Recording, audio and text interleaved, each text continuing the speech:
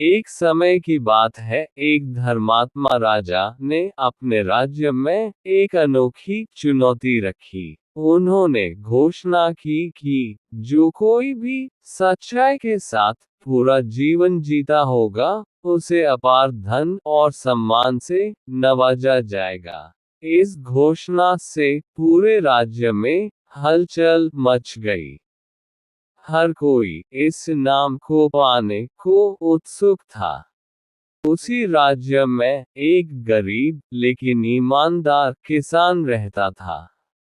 उसने अपने जीवन के हर कदम पर सच्चाई को अपनाया था। चाहे वह उसकी खेती का काम हो या उसके पड़ोसियों के साथ उसका व्यवहार, वो हमेशा सच्चाई के मार्ग पर चलता रहा। एक दिन किसान ने सोचा कि वह भी राजा की सच्चाई की चुनौती का हिस्सा बनेगा।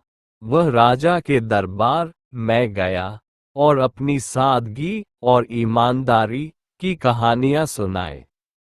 उसने बताया कि कैसे उसने अपने खेत में सोने की मुद्राएं पाई थीं, परंतु उसने उन्हें असली मालिक को लौटा दिया।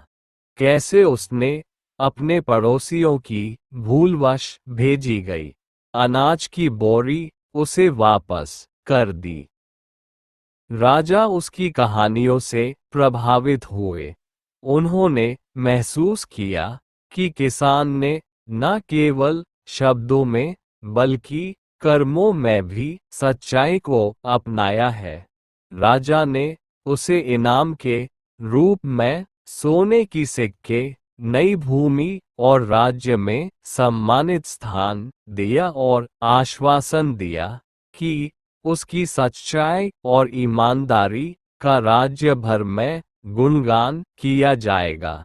इस घटना से प्रेरित होकर अन्य लोगों में भी सच्चाई के मार्ग को लेकर इच्छा उत्पन्न होगा।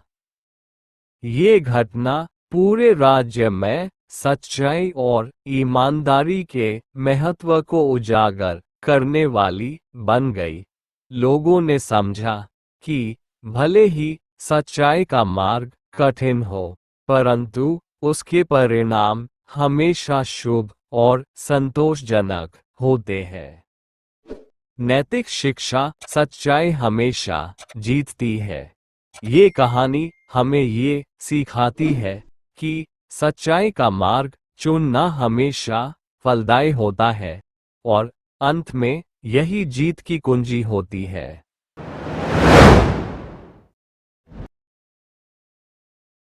एक छोटे से गांव में राजू नामक एक गरीब लड़का रहता था।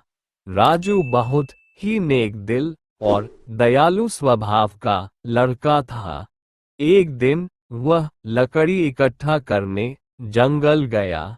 जंगल में वह रास्ता भटक गया और उसे एक बुढ़ा आदमी मिला जो बहुत ही भूखा और थका हुआ लग रहा था। राजू के पास जो भी थोड़ा सा खाना था, उसने उसे उस बूढ़े आदमी के साथ बांट दिया। बूढ़े आदमी ने राजू की इस दयालुता की बहुत प्रशंसा की और उसे धन्यवाद दिया। कुछ समय बाद वह बूढ़ा आदमी अचानक एक जादूगर में बदल गया।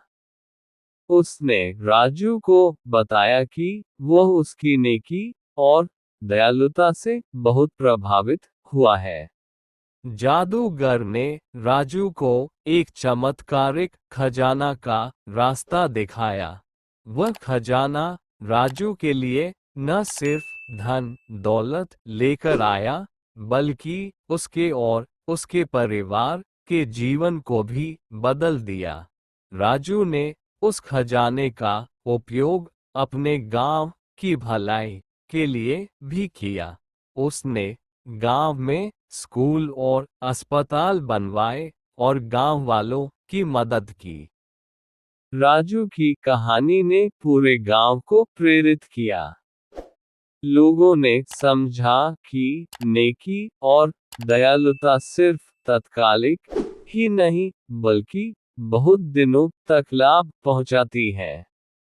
राजू का ये कार्य गांव में नेकी और सहायता की एक नई लहर ले आया।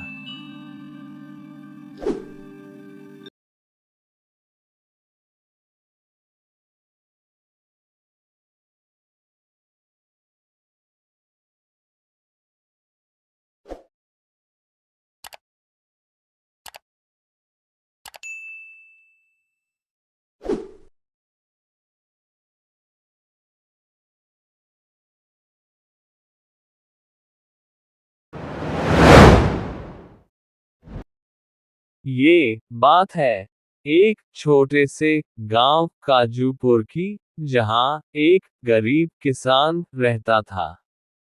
वहां पर 2-3 साल से बारिश नहीं हुई थी, जिस वजह से वहां की सारी जमीन सूख चुकी थी।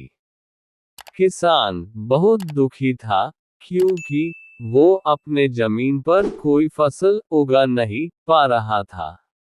तभी वहां उसे एक सांप नजर आया। वह सांप अपना फन फैलाए हुए बैठा हुआ था। तभी किसान के मन में एक बात आई।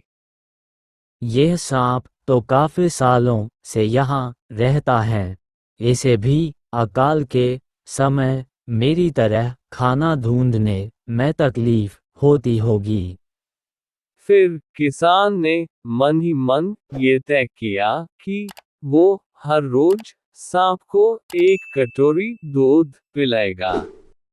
अगले ही दिन किसान एक कटोरी में दूध ले आया और सांप के बिल के पास रखकर कहने लगा, है नागराज, आपको मेरा प्रणाम। मैंने कभी ध्यान नहीं दिया कि आप भी यही रहते हैं।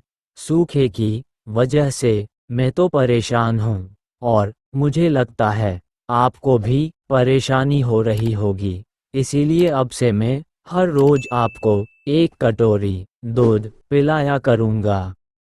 यही बोलकर किसान ने वो कटोरी वहां छोड़ दी और वहां से चला गया।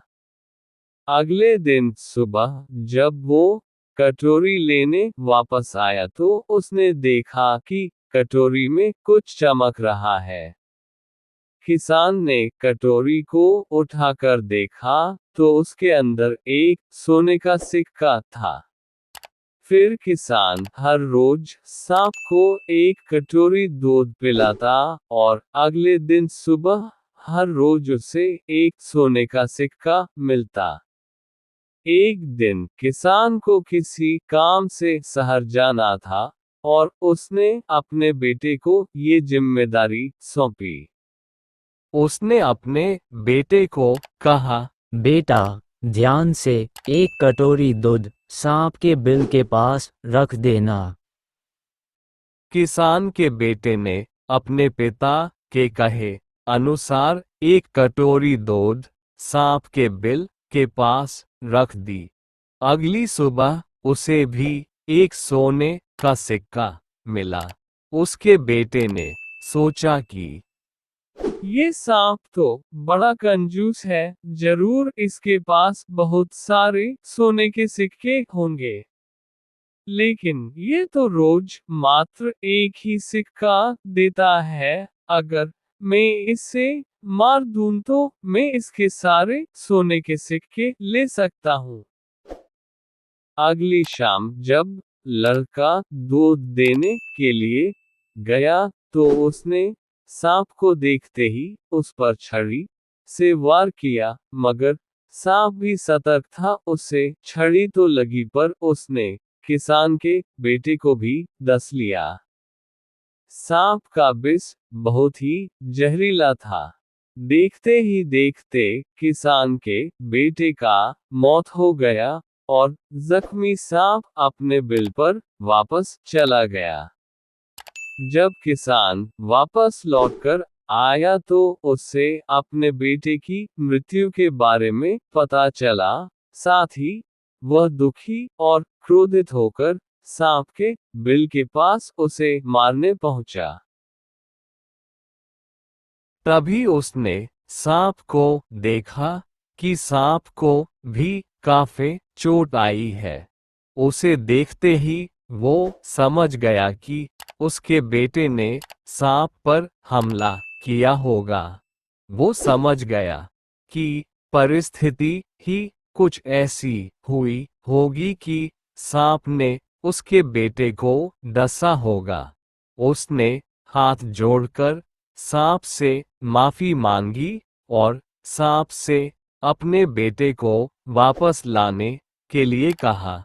थोड़ी देर बाद सांप अपने बिल में जाकर बाहर आया और उसने किसान को एक जड़ी बूटी दी।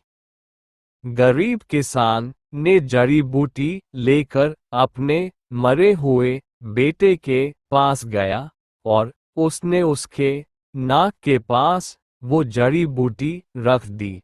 थोड़ी देर बाद उसका बेटा उठ खड़ा हुआ। जिंदा होने के बाद किसान के बेटे को उसकी गलती का एहसास हुआ। वो अपने पिता के साथ सांप के बिल के पास गया और उसने हाथ जोड़कर माफी मांगी और बोला, है नागराज, मुझे क्षमा कर दीजिए। अब मैं किसी भी पशु और पक्षी या जानवर पर हमला नहीं करूंगा। मुझे क्षमा दान दें। सांप ने भी खुश होकर सर हिलाया और वापस अपने बिल में चला गया। नैतिक शिक्षा। इस कहानी से हमें दो सीख मिलती है।